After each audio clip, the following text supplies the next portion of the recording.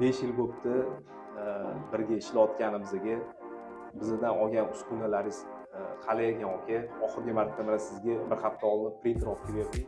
Printeringizda 1 minutiga yolg'on bo'lmasa 150 ta pechat qilyapmiz va ishchi tiraji, soni va vaqtda yutyapmiz.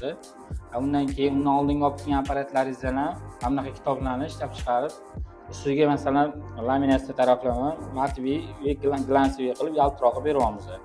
Undan tashqari mana bunaqa kitoblarimizni yonlarini kleylar berayotgan apparatlaringizni olib kelgansiz, o'shalar bilan kleylar beryapmiz. Undan olib kelgan vizitka apparatimiz ham har xil korobkalarni shakl berish uchun, korobkalarni tayyor narsa bo'lish uchun podgotovka bo'lib yaxshi chiqyapti.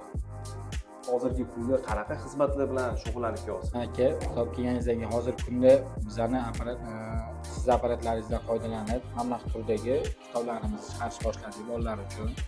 Har xil turdagi jurnallar, mana bunaqa yondagi qilinadigan jurnallarimizni qilib chiqaryapmiz. Maqsadimiz ham shularning kачествosiga e'tibor berish edi. Mana bundan buyog'iga kачествоsi zo'r chiqyapti. Fazliga mana ishlaringizga omad aka. Men juda ham xursand bo'ldim. Sizning ishlaringiz shunaqa yaxshi bo'lib ketganidan. Xitoydan Uzi nomidan keldim desanglar, necha foiz skidka berasiz? 10% skidka beramiz. 10% skidka beriladi. E'tiboringiz uchun rahmat. Keyingi intervyularni kutib qolinglar. Rahmat.